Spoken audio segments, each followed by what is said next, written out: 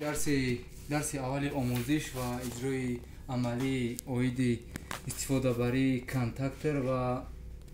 اینچنین به مدارهای قدرتی و فرمانی که در کارخانه‌های صنعتی اصلا استفاده میشوند.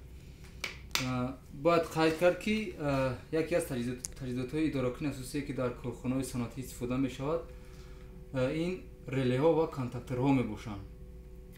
و رله این تجهیزاتی میباشد که اساساً الکترومکانیکی است و با تغذیه منبع و سیمپیچ اون کانتاکت‌های اون تغییر وضعیت میکنند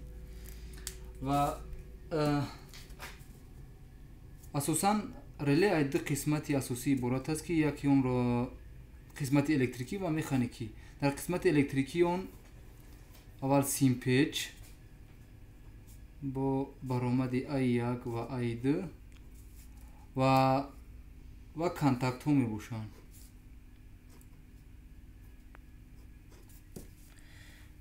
کانتاکت 1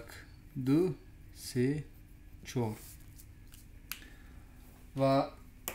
باید قید کرد که دو نمودی کانتاکت است: کانتاکت کشوده و بسته. یعنی اون معنی را دارند که در حالت نرمی، در حالت آرام به تغذیه منبع کانتاکت یکمی ما کانتاکت کشوده است، این او، و کانتاکت دوم باشد کانتاکت بسته، این سی. و پس از تغذیه منبع با سیمپیچ خودی رله همین کانتاکت ها تغییر وضعیت میکنند. کانتاکت کشوده بسته و کانتاکت بسته باشد کشوده میشود و رله در اکثر موارد در جریان های نهایت کم استفاده می شود و این باعث می شود که برای ایجاد یک تجهیزات مکمل تر، خصوصا برای دراکنی استعمال کنندگان توانایی بلند موتورها، چیزی نه با نام کانتاکتور که در اساسی خود همین رله کارکرد شده است استحصال می شود. و نمود ظاهری کانتاکتور هم خیلی هم شباهت اساسی با رله دارد و یگان تغییرات های کلی در اصل ندارد و کانتاکتور هم از دو نمود کانتاکت ها اما با فرقیت از رله ده همین است که کانتاکتور دو نمودی کانتاکت دارد: کانتاکت های قدرتی و کانتاکت های یاری رسون. یعنی همین کانتاکت های کشوده و بسته کانتاکتور، یعنی سه تا کانتاکت کشوده دارد و یک کانتاکت کشوده دیگر، اینا 13 14 T1 T2 T3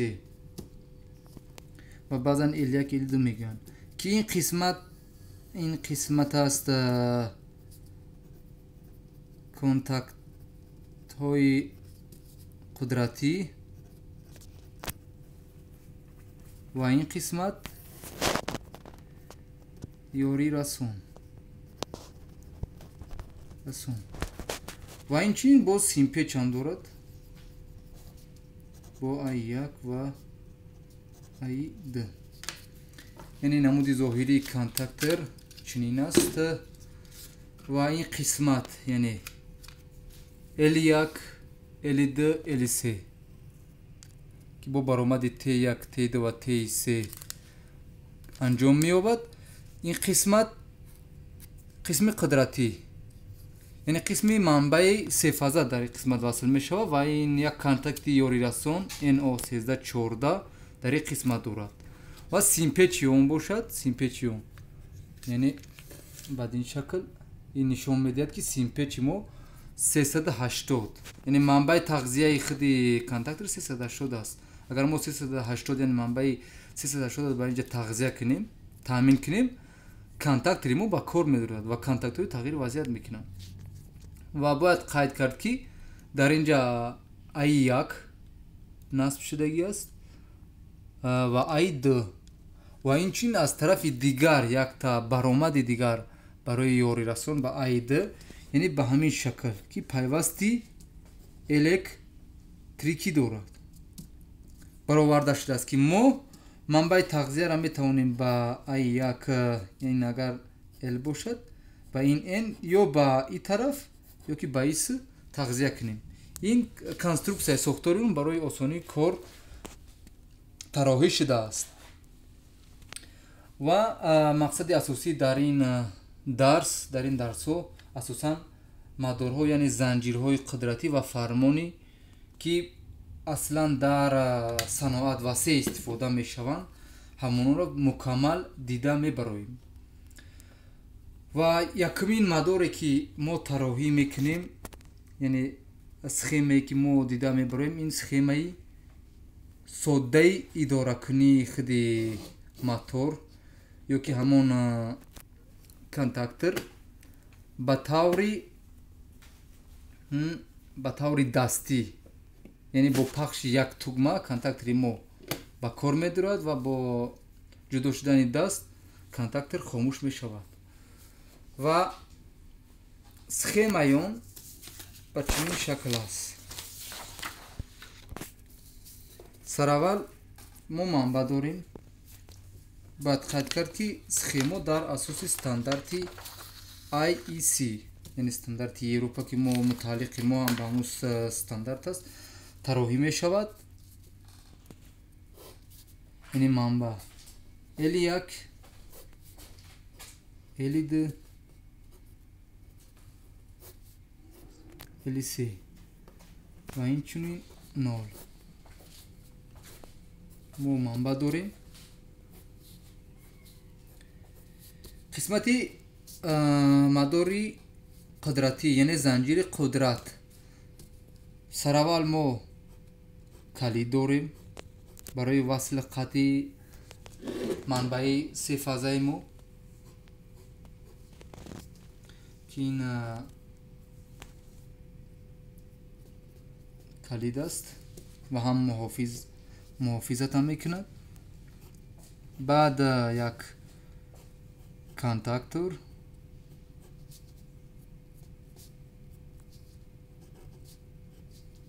ки аст K1M ва мотор.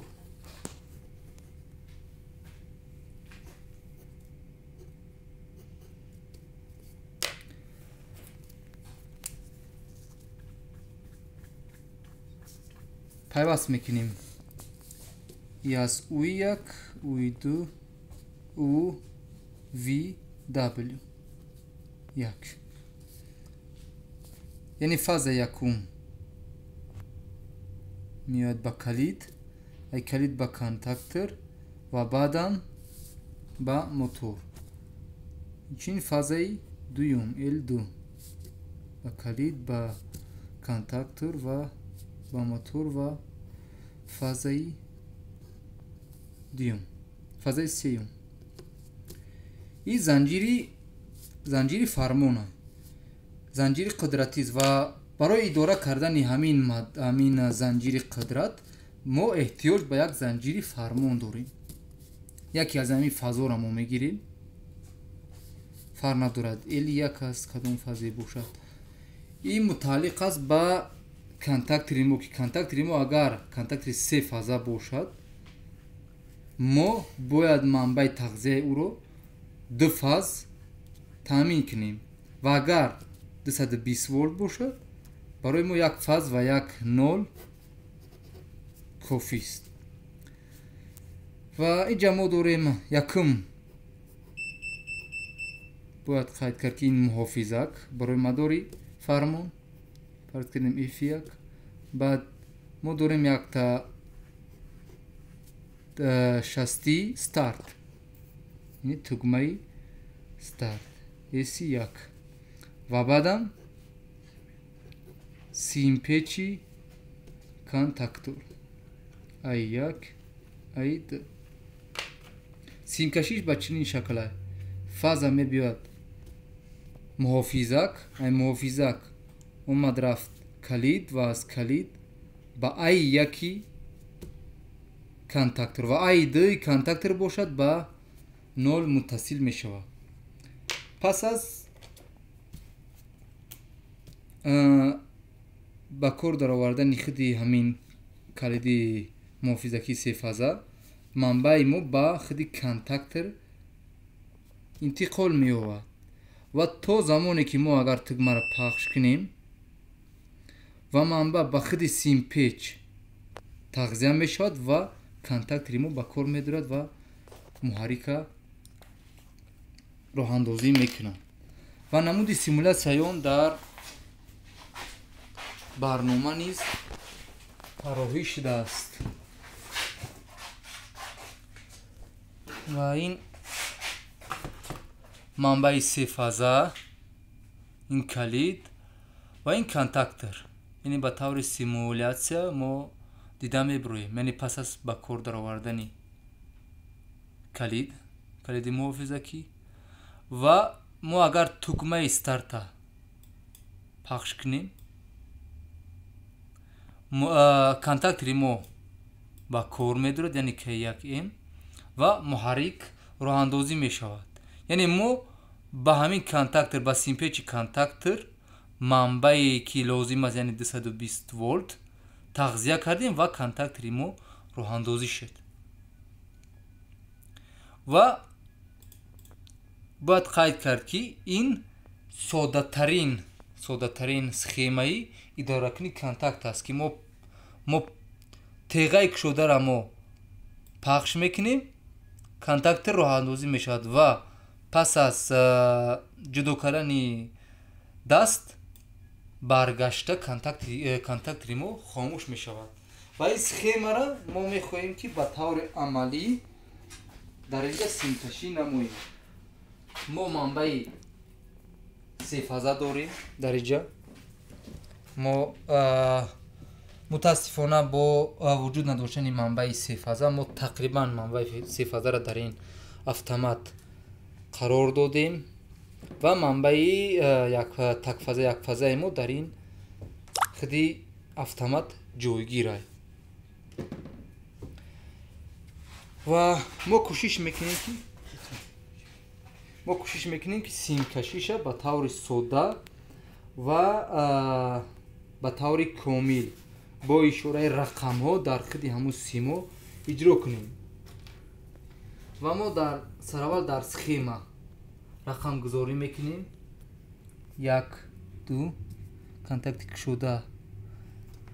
кушода дар тугма аст ҳамон калиди старт стоп мегӯянд ё ки теғаи старт ки аз ду намуди контакт яке кушода бо рақамҳои 3 ва 4 ва яке баста ки мо пас аз пахш кардани старт контакти кушодаи мо баста ва барои стоп бошад контакти бастаи мо боз мешавад ин калид мо лозим дорем ва худи контактор аммо ба ҷои муҳаррик мо як чароғи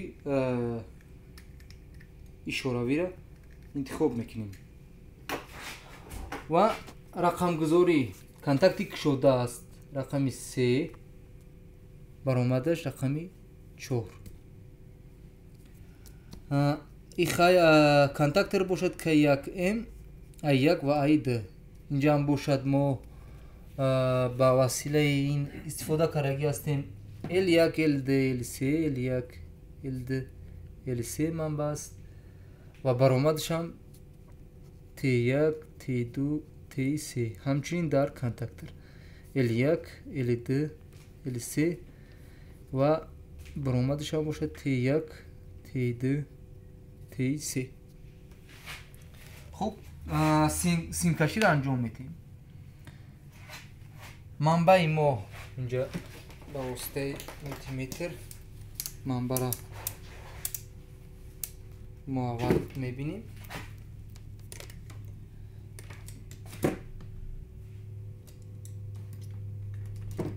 хуб манба нест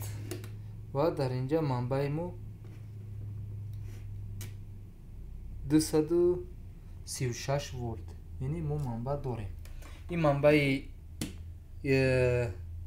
якфазаи мост ин манбаи сефаза ва мо сараввал мадори қудратиро тароҳӣ мекунем яъне سه فاز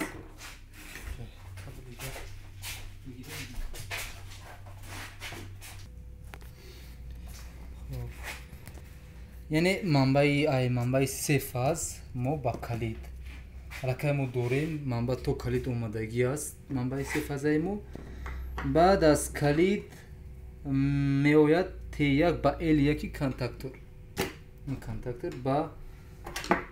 یعنی با کانتاکتوی قدرتی کانتاکتور ما اجرا میکنیم اینجا